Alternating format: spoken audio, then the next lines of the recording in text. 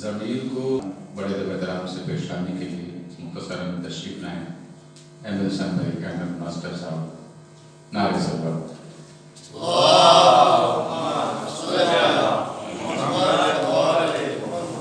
बिरादरान अज़ीज़ अस्सलामु अलैकुम व रहमतुल्लाहि व बरकातुहू। ज़्यादा वक्त नहीं लूँगा क्योंकि जनाब भी आ चुके हैं और पूरा जो है ये सहन भरा हुआ है। आप ये न समझिए कि मैं चेहरे पे लगी आंखों से देख रहा हूँ, मैं दिल की आंखों से देखता हूँ। तमाम मोतबर हस्तियाँ और मलाइका से ये फर्श अल्लाह भरा हुआ है। इसके लिए वो चश्मे चाहिए जो अकीदत के चश्मे होते हैं। बहरहाल 2-4 मिनट और उसके बाद जनाब को दावत दे दूंगा इंशाअल्लाह। अचानक से जब पढ़ने को होता है तो जहन आमादा नहीं होता है, लेकिन ये जगह वो है कि यहाँ अगर खुलूस से कोई आ जाता है तो गूंगा बोलने लगता है, लिहाजा सोचने की जरूरत नहीं है। 4 मिसरे से आगाज कर रहा हूँ। एक मर्तबा दुरूद शरीफ का सहारा दीजिए।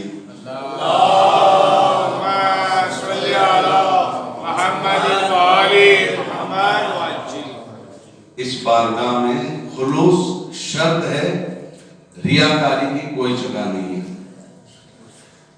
जब माहौल ऐसा देखते हैं, मैं कई जगह पर गया हूँ, यहाँ के लिए और हर जगह के लिए नेक गुमान रखता हूँ, लेकिन जो प्रोग्राम करते हैं उनके मुंह से जब सुनता हूँ तो ये 4 मिसरे निकलते हैं। समाप्त फरमाइए। रिया की महफिलों में काले भी गोरे नजर आए, बीबी शतीता का वाकया आप हजरात को मालूम है। पूरा जो रोजा है जगमगा रहा है, इमाम की औलाद की तरह ये रोजा जगमगाता है। लाखों ज़ायरीन उसकी ज़ियारत को जाते हैं। बस एक चीज थी कि खुलूस था, एक सिक्का और एक रुमाल भेजा था, लेकिन मौला इसे पसंद करते हैं। रिया की महफिलों में काले भी गोरे नजर आए, रिया की महफिलों में काले भी गोरे नजर आए, खुलूसी नियतों में शिरक के झाले नजर आए, खुलूसी नियतों में शिरक के जाले नजर आए, रियाकारी के मेकअप से जो लगते थे बड़े गोरे, रियाकारी के मेकअप से जो लगते थे बड़े गोरे, मजहब के आईने में देखा तो काले नजर आए, मजहब के आईने में देखा तो काले नजर आए। 4 मिसरे मजलिस के हवाले से, और देखिए अज़ादारों की मंजिलत और दुआ या कलमात भी है। मैं देखता हूं कि आप हज़रात गौर से सुनते हैं या नहीं, मेरे पढ़ने पे ही पता चल जाएगा। 4 मिसरे हैं और उसके बाद जनाब को मैं दावत दूंगा। मजलिस में आने वाले को इज्जत नसीब हो,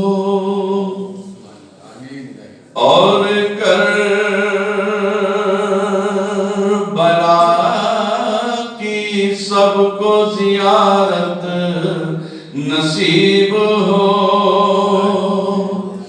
اور کربلا کی سب کو زیارت نصیب ہو بزم ادا رچا کے یہ دولت خرید لی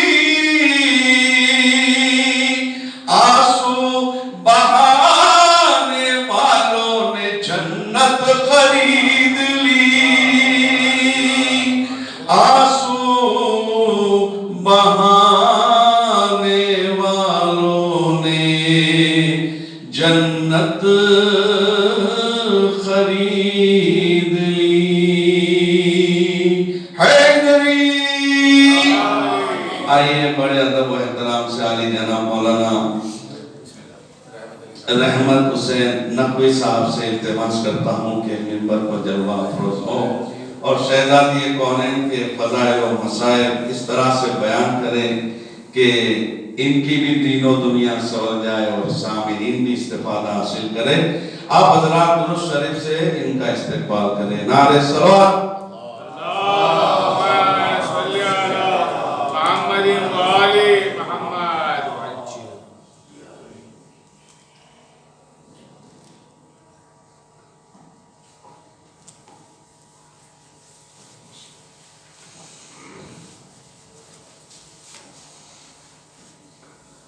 فاتحہ.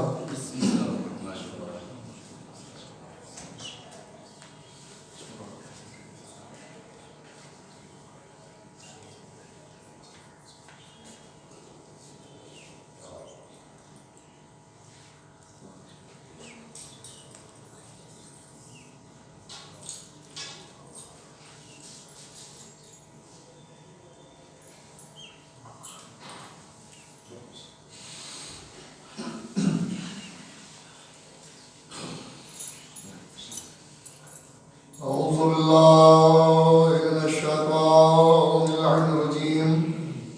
بسم الله الرحمن الرحيم. الحمد لله الذي بيده وما كنا لنهتدي لولا أن هدانا الله لقد جاءت رسل ربنا بالحق. الصلاة والسلام على النبي الأمي العربي القرشي المكي المدني الهاشمي الأبطي التهامي سيد الثقلين إمام الحرمين محبوب رب المشرقين والمغربين صاحب قاب قوسين جد الحسن والحسين أبي القاسم محمد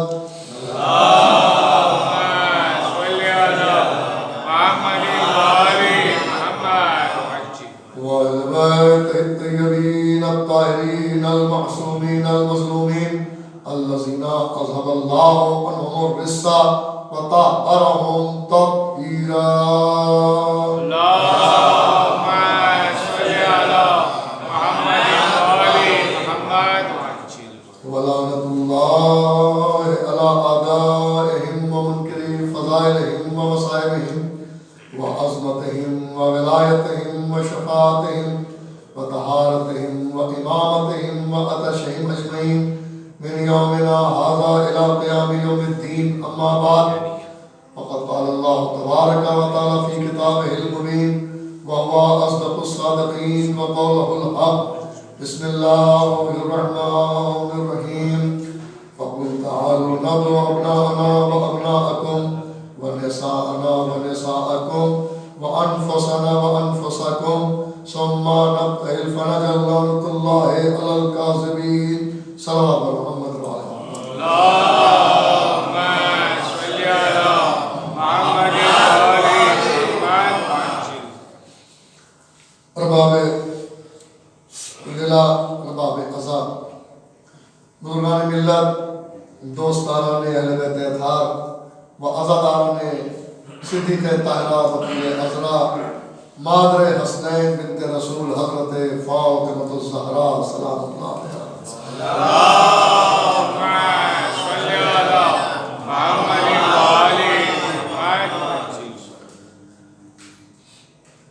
शेर रोज़ा मजालिस का सिलसिला जो इस बारगाह में जारी और सारी हुआ, उस सिलसिले की ये आखिरी तकरीर आपकी बेहतरीन समातों की नज़र है। फजीलत, साहिब फजीलत और सबब फजीलत के हवाले से आपको मुसलसल खिताब किया जा रहा है। आय मुबाहिला को इन शेर रोज़ा मजालिस में उन्वान के तौर पर तिलावत करने का शरफ हासिल किया जा रहा है, जिसमें खुसूसी तौर पर आय मुबाहिला में जो आने का मकसद और नबी के ज़रिए बुलाने का मकसद सदाकत है, और उस आलिमुल गैब कादिर कदीर अल्लाह को, रब को मालूम था कि सिद्दीक़ा को दरबार में एक दिन झुटलाया जाएगा, इसलिए मैदान में, कमरे के अंदर की बात और होती है, खुले मैदान की बात और होती है। मैदान मुबाहिला में बुला के बताया और बता के समझाया कि अगर इस कायनात में निगाह कुदरत में कोई सबसे बड़ी सिद्दीक़ा है, कोई सबसे बड़ा सादिक है, सबसे बड़े सिद्दीक है, तो ये 5 हजरत हैं, और इन 5 हजरत में मरकजी हैसियत हजरत फातिमा ज़हरा सलामुल्लाह।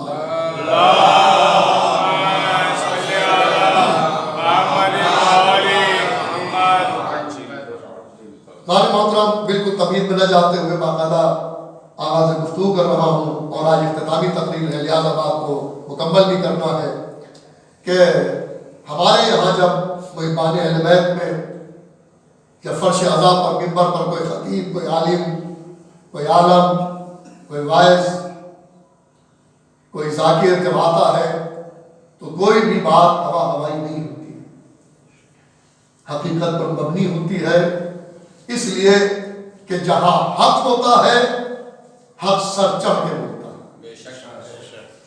हक सर चढ़ के बोलता है, अकीदा सरेदार बोलता है। सल्लल्लाहु अलैहि मोहम्मद व आले मोहम्मद।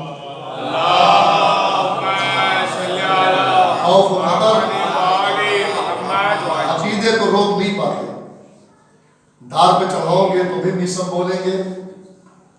हुर्ज इब्ने अदी को लश्कर भेज के रास्ते में, सहरा में, जंगल में डराओगे तो वो डरेंगे नहीं, अली के हक में बोलते रहेंगे। और खुदा की कसम, तो मेरे मौलाई ने फरमाया में बोलो ताकि पहचाने जाओ।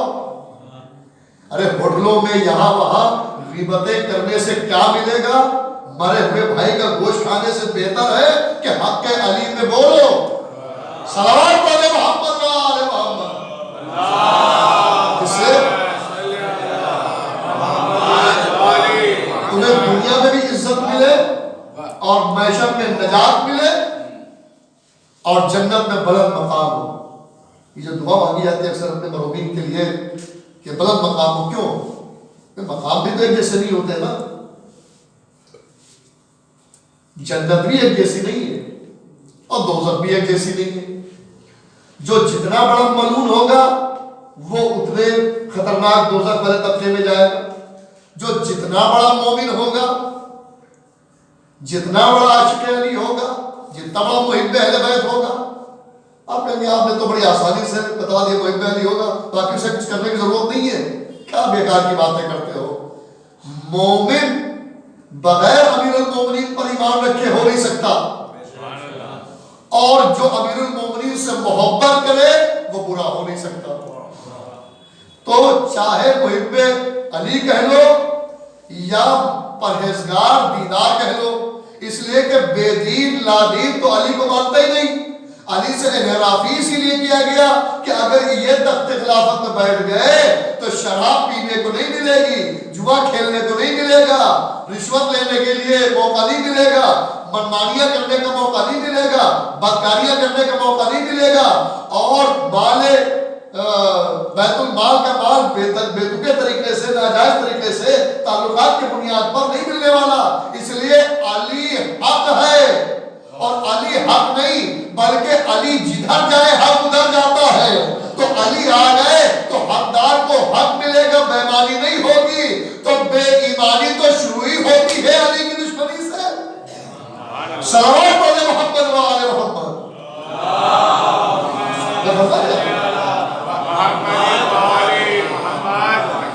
मौला को न मानने का एक सबब ये भी तो है कि جیسے موسیٰ، عیسیٰ، دیگر انبیاء کی امتیں، انہوں نے شریعت کو بدل دیا اپنی مرضی کے حساب سے، اپنی سہولت کے حساب سے، کہ جو چیزیں ان کو پسند تھیں وہ اسی کو شریعت بنا دیا، اور جو چیزیں ناپسند تھیں اس کو بھی شریعت بنا دیا، اس میں اس کو خارج کرا دیا۔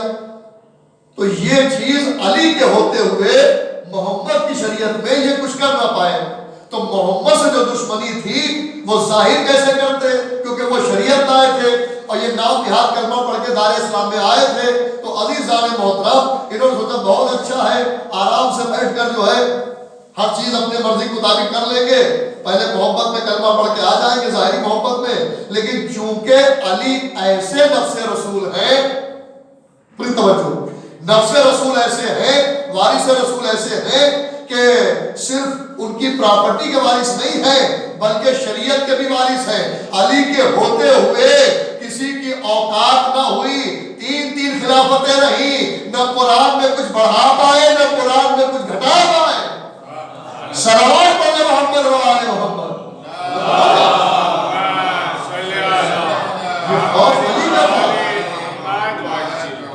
یہ خوف علی کا تھا، اور بعد علی سلسلہ جب سبط اکبر کا آیا، سبط اصغر مولا حسین کا آیا، تو یہ مولا علی کے بعد صحیح یہ تین حکومتوں نے، تین خلافتوں نے جو غاصبانہ طور پہ تھی، انہوں نے ہی فقیر شام کو گورنر بنایا شام کا، اور مولا علی کے دور میں آتے آتے اس نے دعویٰ ٹھوک دیا کہ ہم ہی خلیفہ المسلمین ہیں۔ تیسرے نے حدود بڑھایا، دوسرے نے گورنر بنایا، اور اب اس نے جو ہے ایسی اپنی عادت و اطوار کو یہ بتایا کہ جب کوئی خلیفہ، دیکھیں شرعی زبان میں اسلام میں خلیفہ کا مطلب کیا ہوتا ہے کہ جو حکومت بھی کرے اور دین کا بھی پیشوا ہو، اسے خلیفہ کہا جاتا ہے شرعی اصطلاح میں۔ تو چونکہ اسلامی حکومت رسول اللہ چھوڑ کے گئے تھے جہاں نظام صحیح ہو، اور رسول کے بعد ہی معاملہ جو ہے علی تک کیوں نہیں آنے دیا گیا کہ جو نظام رسول نے قائم کیا تھا علی کے رہتے ویسے ہی رہے گا، تو خلافتیں بدلی گئیں، ایک آیا، دو آیا، تین آیا۔ علی کا خوف اتنا تھا کہ ان کے ہوتے ہوئے کچھ امینڈمنٹ کرنا چاہا لیکن کر نہ پائے۔ عزیزان محترم، لیکن جس ایسے کو بنایا کہ اس نے اپنی عادتوں کو اسلام بتانا شروع کیا، اسی وجہ سے مولا علی سے جنگ صفین واقع ہوئی، اس کے بعد امام حسن سے ہو جاتی، لیکن چونکہ امام حسن کے ساتھ جو لوگ تھے اس میں کثرت سے منافق تھے، تو انہوں نے صلح کی ضرب لگا کے پہلے تو انہیں صحیح کیا اور بعد میں جو ہے اس کو بھی سبق دے دیا۔ اور اس کے بعد امام حسین جب گھر سے نکلے ہیں، اس کے اپنے بیٹے کو جب نامزد کیا تو اس نے شراب خوری کو اور جتنے بھی بدکاریاں تھا احترام منبر سے میں بیان بھی نہیں کر سکتا، اور 2 کو 4 اور جمعے کی بدھ کو یہ سب شروع کر دیا تھا۔ اگر امام حسین یعنی رسول کے وارث علی، علی کے وارث حسن، تو حسن کے وارث مولا حسین اگر مدینے سے نہ نکلتے، وہ پرچم نہ نکلتا، اس پہ کیا لکھا ہوا تھا؟ ہم امت جد کی اصلاح کے لیے جا رہے ہیں۔ مطلب اصلاح کیا تھی کہ بھائی 2 کی 2 ہی رہے گی، نہ 1 ہوگی نہ 3 ہوگی۔ عزیزان محترم، جمعے کی جمعے کو ہوگی، بدھ کو نہیں ہوگی۔ جو شریعت ہے وہ شریعت رہے گی، حلال محمد حلال رہے گا، حرام محمد حرام رہے گا۔ امام حسین کا نکلنا تھا، سیدھے مکے گئے، مدینے سے مکے میں کافر رہے، اور اس کے بعد وہاں سے کربلا گئے، اور کربلا میں جو قربانی پیش کر دی تو دودھ کا دودھ پانی کا پانی ہو گیا۔ جو شام کی نقاب اسلام کے چہرے پہ ڈالی گئی تھی، امام حسین کی پیاس نے اس کو الٹ کے رکھ دیا۔ صلوات پڑھے محمد و آل محمد۔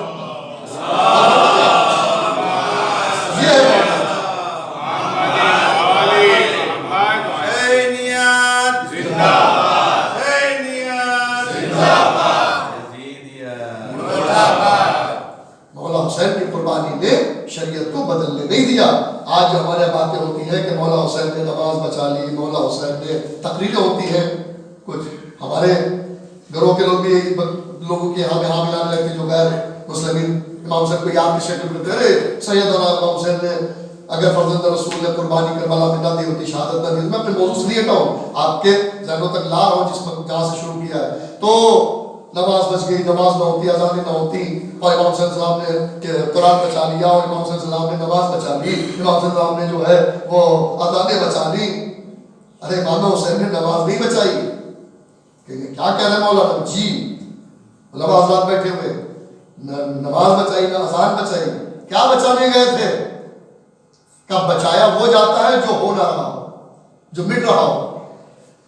یزید اذانیں نہیں مٹا رہا تھا، نمازیں نہیں مٹا رہا تھا، بلکہ علامہ اقبال نے کیا شعر کہا ہے؟ کیا تماشا ہے اسلام کی تقدیر کے ساتھ قتل شبیر ہوا نعرے تکبیر کے ساتھ.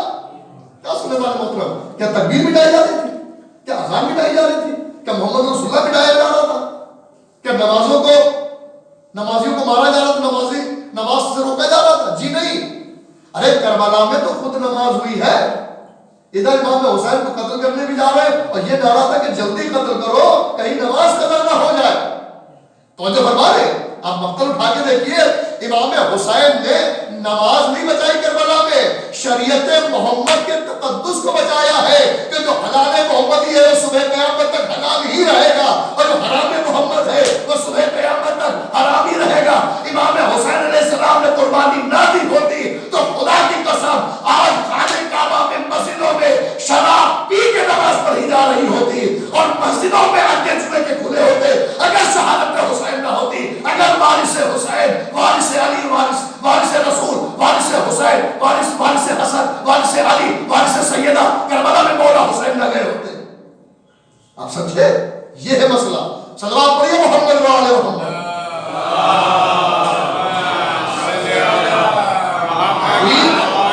شریعت کاہے پہ بچی ہے؟ صداقت پہ بچی ہے.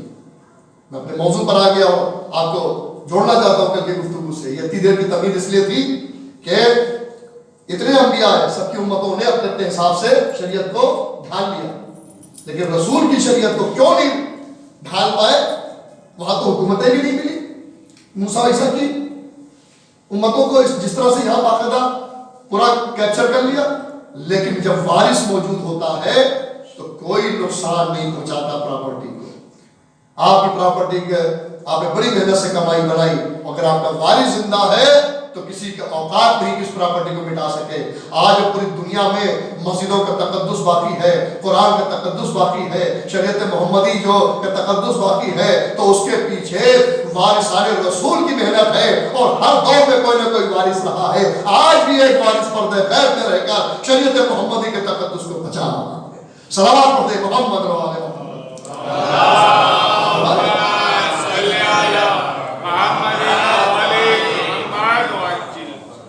آیت مبارک قرآن سے میں آپ کو مسلسل خطاب کر رہا ہوں اور وہی بات ہو کہ اللہ کو معلوم تھا لوگ ہے کہ بیوی کو جھٹلایا جائے گا تو صداقت کا ایک منظر دیکھیے. جو چیزیں کمرے میں ہو جاتی ہیں تو کہتے ہیں ہمیں خبر نہیں ہو پائی.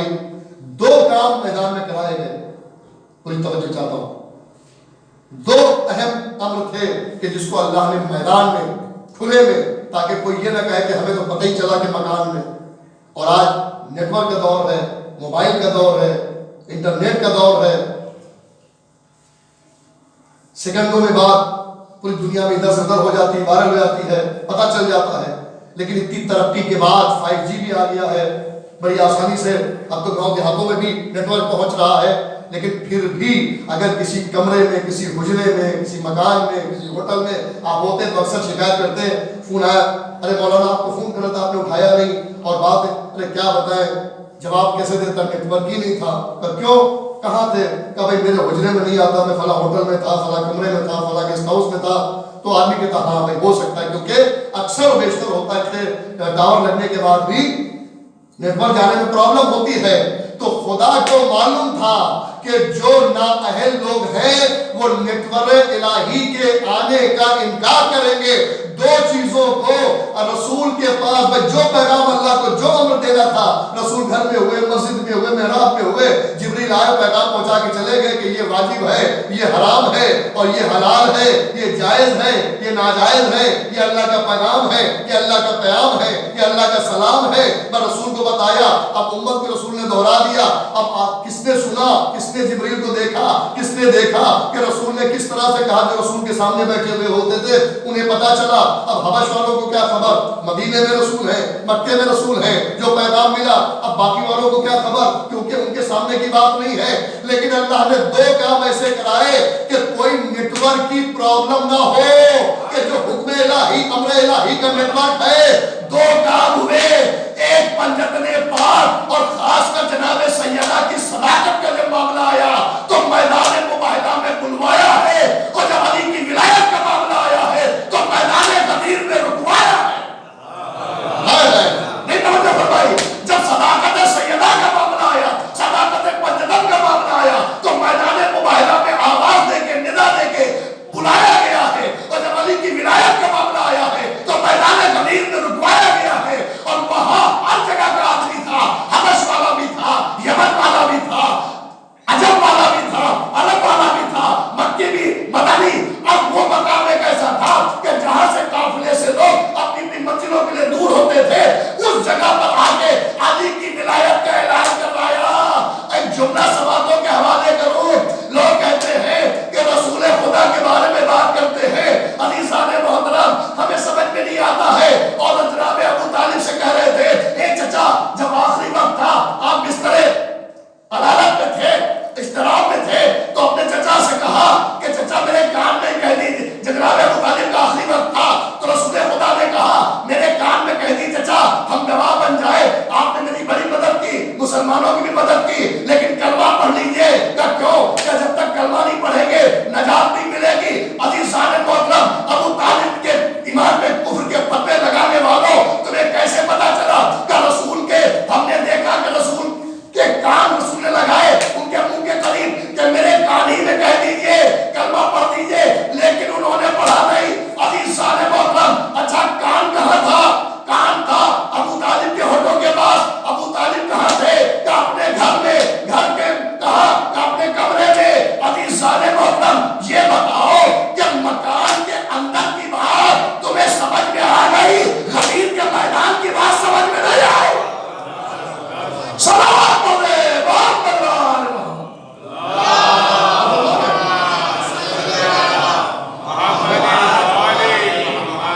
رسول اللہ نے کہا کلمہ پڑھ لو, میرے کہانی میں پڑھ لو. سب کے سامنے نہیں پڑھا ہے معاذ اللہ, جو استدلال پیش کرتے ہیں دشمن.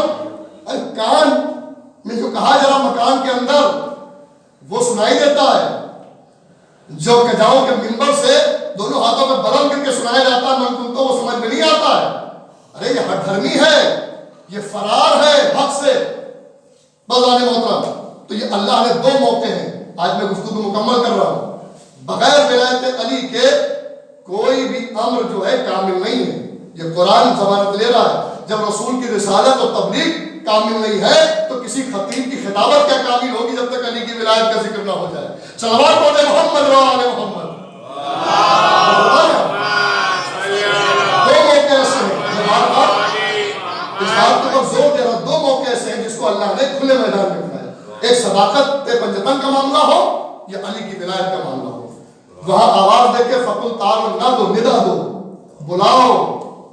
وہ صداقت کا معاملہ تھا, صداقت کا کلمہ پڑھوانا تھا تو مباہلے میں بلایا گیا.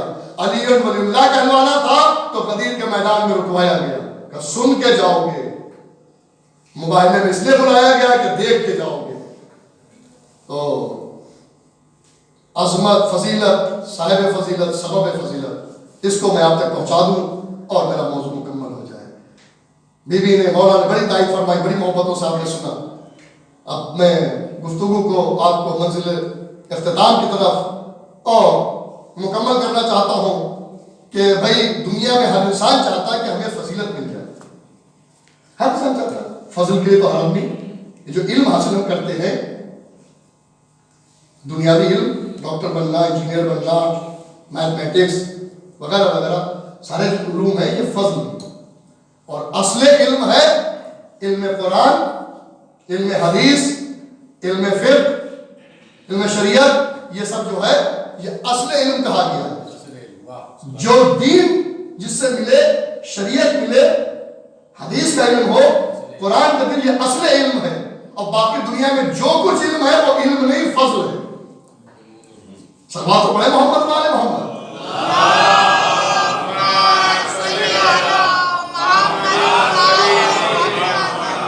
ڈاکٹر کو فضیلت ہے کہ نہیں کہ ڈاکٹر صاحب آگے, بھائی انجینئر صاحب ہوگا کہ بلڈنگ کے بغیر بن نہیں سکتی, ڈاکٹر صاحب کے بغیر دوا دی نہیں جا سکتی, کیمسٹ کیا دوائیں بھری ہوئی ہیں, اپنی مرضی سے چوز نہیں کر سکتا جب تک ڈاکٹر لکھ کے نہ دے دے.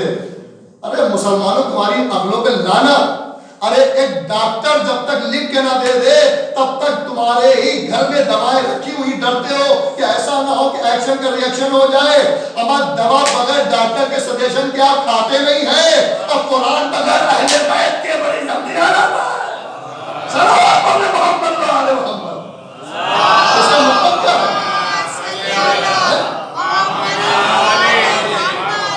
جب تک ڈاکٹر نہ لکھ کے دے کہ یہ دوا آپ کے حساب سے صحیح ہے, تو جب تک وارث قرآن تفسیر میں کر دے کہ اس آیت میں اللہ کے ایک لفظ کے کئی معنی ہوتے ہیں, کون بتائے گا یہاں پر کیا معنی مراد ہے, کیا معنی مراد ہے؟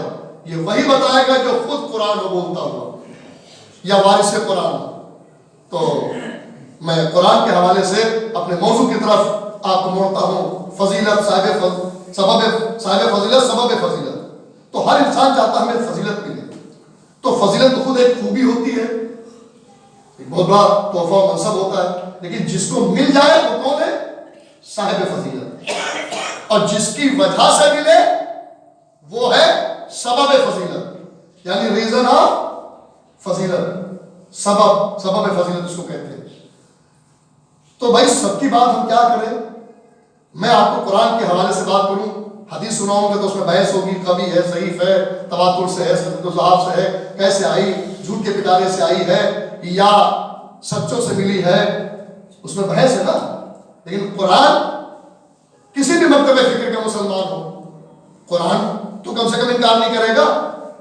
اب تفسیر, تعویل, تنزیل اس پر بحث ہو سکتی, لیکن قرآن کی آیات پہ تو کوئی بحث نہیں کر سکتا. اس سے کوئی انکار نہیں کرتا کہ قرآن جو رسول اللہ دے کے گئے تھے اس میں کوئی چینجنگ نہیں, ترتیب تو بدل گئی. جو آیتیں پہلے آئی تھی وہ بعد میں قرآن میں اس کے اندر ہیں, جو بعد کی تھی وہ پہلے ہیں. تو آیتیں ادھر کی ادھر ہو گئی ہیں, لیکن قرآن نہ کم ہوا ہے نہ زیادہ.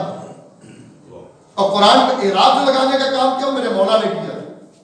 اور جو اصلی تنزیل و تعویل کے حساب سے کون آیت کہاں نازل ہوئی, کیسے نازل ہوئی, کس کے لیے نازل ہوئی, اس کی تفسیر سمیت جو ہمارے مولا علی نے تیار کیا تھا. کہ ہمیں حکومت نہیں کہ قرآن کو یہاں لے لو, لوگوں نے نہیں لیا تھا.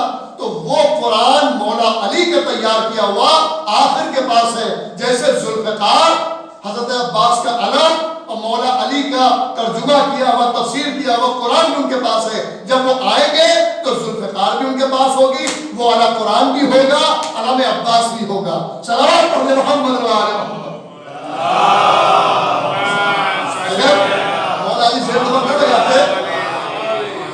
زیر زبر نہ لگاتے تو مولا سے کہا چاہنے والوں نے کہ مولا غوث التفسیر جب چوتھا دور ظاہر طور پر ان کو لوگوں نے قبول کیا, ان کے قدموں پر آئے, تو مولا نے کہا اگر اب میں وہ ترتیب صحیح کر دوں تو قرآن کی ضرورت ہوگی کہ اب جو بھی آئے گا وہ قرآن ادھر سے ادھر کرتا رہے گا. قرآن وہی ہے, اب یہ آگے پیچھے ہو گیا, اس کو ہم چینج نہیں کریں گے. اعراب لگا دیا تاکہ پتہ چل جائے کہ یہاں پر آیت میں زبر ہے کہ زیر. عزیزان محترم, کیونکہ اس کو تو کچھ بھی پاسبل ہو سکتا ہے, اور زبر زیر اعراب لگنے سے معنی بدل جاتے ہیں. تو مولا اگر اعراب نہ لگاتے تو لوگ اپنی سہولت کے حساب سے قرآن میں اپنا مطلب نکال لیتے. صلوات پڑھ محمد و آل محمد. اللہ کا مقصد ہے آیات میں وہ نہ رہتا, لوگ اپنی مرضی کے حساب سے جہاں پر زبر وہاں پر زیر استعمال کر دیتا ہے کہ ان کا فائدہ سمجھ میں آ رہا ہے. تو اسی قرآن کے اندر ایک فضیلت کا ذکر ہے. آپ سنیے تو انشاءاللہ میں نے کہا تھا فرش اللہ سے لے کر دلیل اگر موقع اور مضبوط نہ ہو تو بالکل چپ کے بیٹھے رہیے گا, لیکن اگر دلیل میں دم ہو اور آپ کو کچھ محنت لگے میری خطابت میں تو بھائی خاموش مت بیٹھیے گا. مولا نے فرمایا کہ بولو تاکہ پہچانے جاؤ. اور اس سے اچھا بولنے کا مطلب کیا ہے کہ فضائل علی پڑھے جا رہے ہو, مجمع سلوات اور نعرے لگا رہا ہو. اس سے اچھا بولنے کا مطلب کیا ہے؟ اللہ نے دہن میں اگر زبان دی ہے تو حق علی میں کھولو. صلوات پڑھے محمد و آل محمد.